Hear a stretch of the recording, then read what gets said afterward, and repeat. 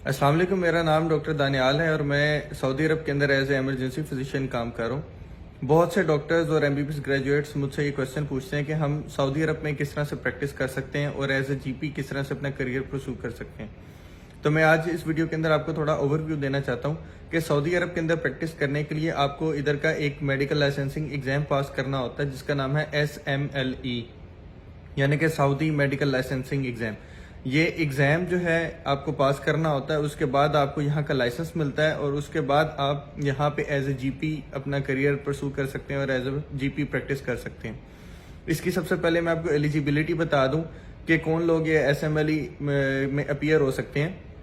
तो number 1 thing है कि आपके एमबीबीएस की ग्रेजुएशन होनी चाहिए, PMDC जो कि पाकिस्तान की काउंसिल है उसका परमानेंट लाइसेंस होना चाहिए और 1 year post house of experience होना चाहिए।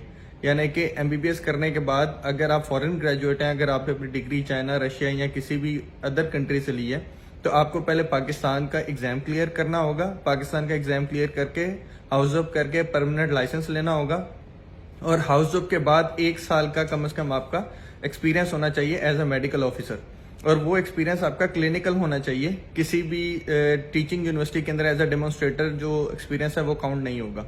तो ये आपने एक्सपीरियंस ले लिया, ये आपकी एलिजिबिलिटी है।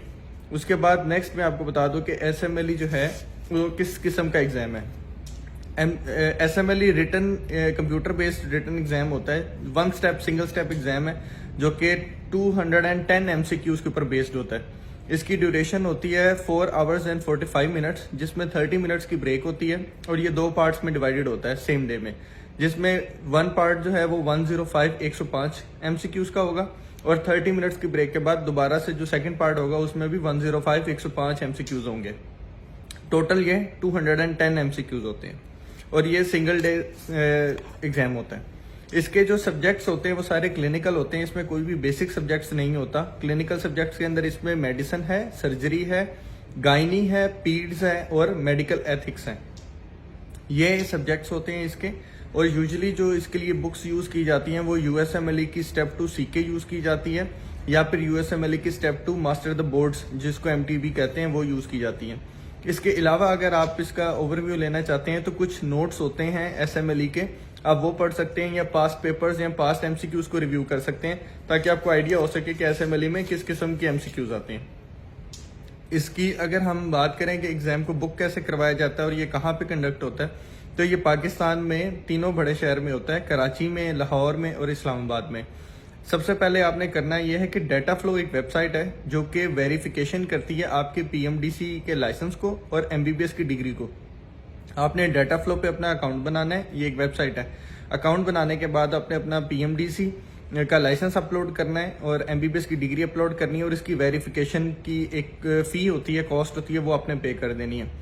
तो ये कुछ दिनों के बाद आपका लाइसेंस और डिग्री जब वेरीफाई कर देंगे तो आपको एक रिपोर्ट भेजेंगे PDF में जो कि ऑथेंटिकेटेड होगी कि हमने आपकी डिग्री और लाइसेंस वेरीफाई कर लिया।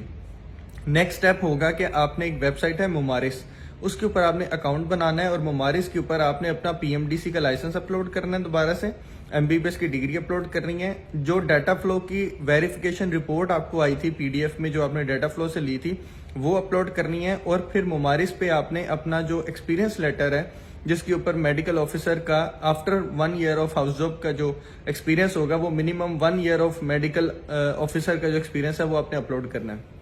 ये ज्यादा भी हो सकता है लेकिन मिनिमम 1 ईयर रिक्वायर्ड है।